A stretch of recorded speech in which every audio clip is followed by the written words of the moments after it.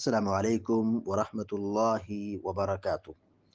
الحمد للہ رب العالمین والعاقبۃ للمتقین والصلاة والسلام علی اشرف الانبیاء والمرسلین نبینا محمد وعلی آلہ وصحبہ اجمعین ومن تبعهم بإحسان إلى يوم الدين أما بعد فقال الله عز وجل أعوذ بالله من الشيطان الرجيم واعتصموا بحبل الله جميعا ولا تفرقوا۔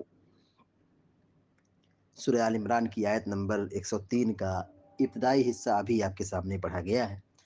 اللہ تبارک و تعالیٰ فرماتا ہے واعتصموا بحبل اللہ جميعا ولا تفرقوا، اور تم لوگ اللہ کی رسی کو مضبوطی سے پکڑ لو، ولا تفرقوا، اور فرقے میں نہ بٹو، جدا جدا مت ہو۔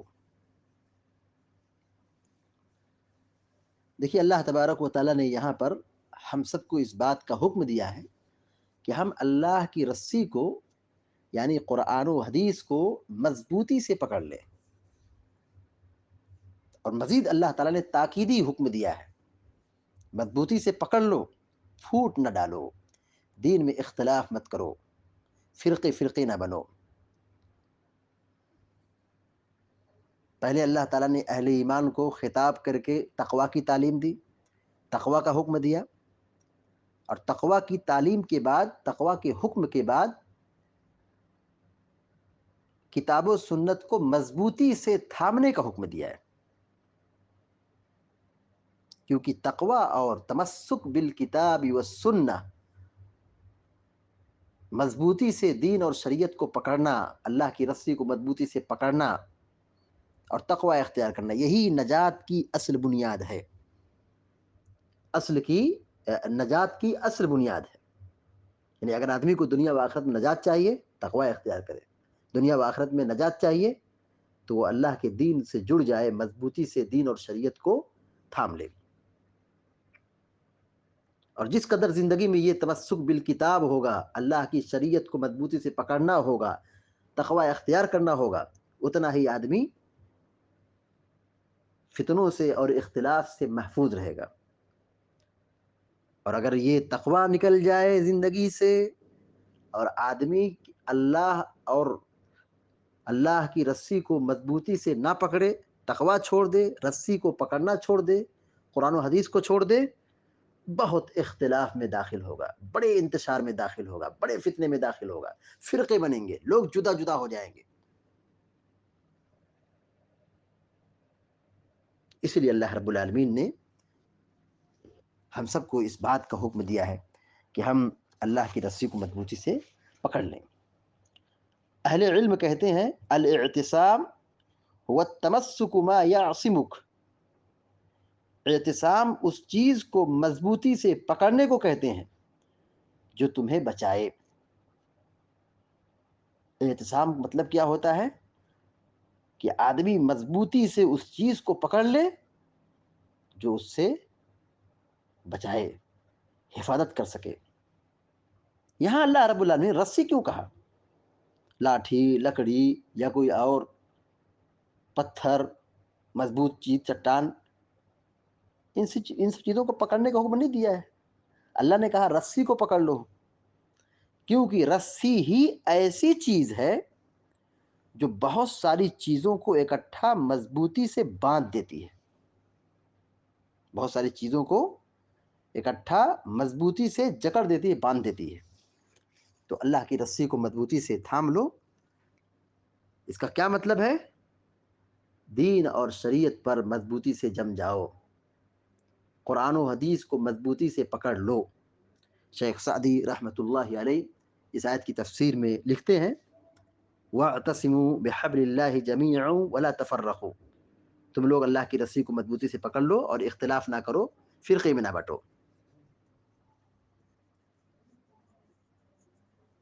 اللہ رب العالمین نے تقوی کے بعد جس چیز کا حکم دیا ہے وہ متحد رہنا، اللہ کے دین پر مضبوطی سے کاربند رہنا، کیونکہ یہ چیز مضبوطی سے جم جانا، یہ تقوی اختیار کرنے میں مدد دیتا ہے. یعنی آدمی دین پر مضبوطی سے جم جائے، تقوی مضبوط ہوگا، تقوی میں سبب بنے گا، تقوی کا سبب بنے گا. تمام مومنوں کو ایک آواز اور مل جل کر رہنے کا اللہ رب العالمین نے یہاں پر سب مومنوں کو حکم دیا ہے. اور مزید یہ کہا کہ اختلاف نہ کرنا. دین پر متحد رہنے سے اور باہمی الفت و مودت سے ان کا دین بھی درست رہے گا اور دنیا بھی درست رہے گی. یعنی اگر ہم متحد رہے، دین پر جمے رہے، تو آپس میں لوگوں کی دلوں میں محبت باقی رہے گی، دین بھی درست رہے گا، دنیا بھی درست رہے گی. اور اگر دین کو چھوڑ دیے، اتحاد کو چھوڑ دیے، تو پھر وہ چیز باقی نہیں رہتی ہے، سب درہم برہم ہو جاتا ہے. اتحاد کی وجہ سے وہ ہر کام کر سکیں گے اور انہیں وہ تمام فوائد حاصل ہوں گے جن کا دار و مدار اتحاد و اتفاق پر قائم ہے. یہ فوائد اتنے زیادہ ہیں کہ ان کو شمار نہیں کیا جا سکتا ہے. اسی لیے نیکی اور تقوی میں معاون بھی یہی چیز ہے. نیکی اور تقوی میں تعاون کی جو شکل ہے یہی ہے کہ ہم کیا اتحاد و اتفاق پر قائم ہو جائیں، ایک پلیٹ فارم پر، توحید و سنت کے پلیٹ فارم پر جمع ہو جائیں. اس کے برعکس اختلاف اور تفرقہ کی وجہ سے ان کا نظام درہم برہم ہو جائے گا، باہمی رابطے ٹوٹ جائیں گے اور ہر شخص اپنی ذاتی فائدے کے لیے بھاگ دوڑ کرے گا، اگرچہ اس سے اجتماعی طور پر نقصان ہی کیوں نہ ہو. تو اس لیے ہم سب کی یہ ذمہ داری بنتی ہے کہ ہم متحد رہیں، دین اور شریعت پر کیا ہو جم جائیں. امام بغوی رحمۃ اللہ علیہ اللہ کی رسی سے کیا مراد لیتے ہیں؟ کہتے ہیں کہ اللہ کی رسی سے مراد ایمان ہے. عبداللہ بن عباس رضی اللہ تعالیٰ عنہ نے کہا کہ اللہ کے دین کو مضبوطی سے پکڑ لو. رسی سے مراد کیا ہے؟ اللہ کا دین ہے. عبداللہ بن مسعود رضی اللہ تعالیٰ عنہ نے کہا کہ یہاں جماعت مراد ہے، یعنی تم جماعت کو لازم پکڑو کیونکہ یہ اللہ کی رسی ہے جس کا اللہ نے حکم دیا ہے، اور جماعت سے الگ تھلگ ہونے سے دور رہو. مجاہد اور عطا رحمہم اللہ یہ کہتے ہیں کہ اللہ کی رسی سے مراد اللہ کا عہد و پیمان ہے. امام قتادہ، امام سدی رحمہ اللہ نے کہا کہ یہاں اللہ کی رسی سے مراد قرآن ہے. اور عبداللہ بن مسعود رضی اللہ تعالیٰ عنہ نے کہا کہ یہاں قرآن مراد ہے. ان هذا القرآن هو حبل اللہ، یہ اللہ کا کلام قرآن یہ اللہ کی رسی ہے. اسی طریقے سے مقاتل بن حیان رحمہ اللہ کہتے ہیں کہ اللہ کی رسی سے مراد کیا ہے؟ اللہ تعالیٰ کا حکم ہے، اللہ تعالیٰ کی اطاعت و پیروی ہے. حافظ ابن کثیر رحمۃ اللہ علیہ لکھتے ہیں کہ اللہ کی رسی سے مراد اللہ کا عہد و پیمان ہے. اور بعض لوگوں نے یہ بھی کہا ہے کہ اللہ کی رسی سے مراد قرآن ہے. تو المختصر اللہ کی رسی سے مراد علماء نے کئی چیزوں کو لیا ہے. تو الفاظ سب کے الگ الگ ہیں، لیکن سب کا مفہوم اور خلاصہ یہی ہے کہ اللہ کے دین کو، اللہ کی شریعت کو، کتاب و سنت کو مضبوطی سے پکڑ لو، مضبوطی سے تھام لو. اور اللہ تعالیٰ نے کہا وَلَا تَفَرَّقُوا، اور اختلاف نہ کرو. یہاں اختلاف سے منع کیا ہے، یعنی ان کو حکم دیا ہے کہ اجتماعیت کو لازم پکڑیں، جماعت کو لازم پکڑیں. تفرقہ سے اللہ تعالیٰ نے منع کیا ہے کہ تم اس طرح اختلاف نہ کرو جس طرح یہود و نصارہ لوگ اختلاف کر کے، دین میں اختلاف کر کے الگ الگ ہو گئے، فرقے میں بٹ گئے. تو تم یہود و نصارہ کے طرز پر نہ چلنا. سیدنا ابو ہریرہ رضی اللہ تعالیٰ عنہ روایت بیان کرتے ہیں کہ اللہ کے رسول صلی اللہ علیہ وسلم نے فرمایا دیکھو اللہ تبارک و تعالیٰ تم سے 3 چیزوں سے خوش ہوتا ہے، راضی ہوتا ہے، اور 3 چیزوں سے ناراض ہوتا ہے. کس چیز سے راضی ہوتا ہے؟ نمبر 1 کہ تم اس کی عبادت کرو، کسی کو شریک نہ ٹھہراؤ، اس کے ساتھ کسی کو شریک نہ ٹھہراؤ، تو اللہ تعالیٰ اس سے خوش ہوتا ہے، اللہ راضی ہوتا ہے، توحید سے راضی ہوتا ہے. نمبر 2 یہ کہ تم اللہ کی رسی کو مضبوطی سے پکڑ لو، اختلاف نہ کرو. تو اتحاد سے اور کتاب و سنت کو مضبوطی سے پکڑنے سے اللہ تعالیٰ خوش ہوتا ہے، اختلاف چھوڑنے سے اللہ تعالیٰ خوش ہوتا ہے.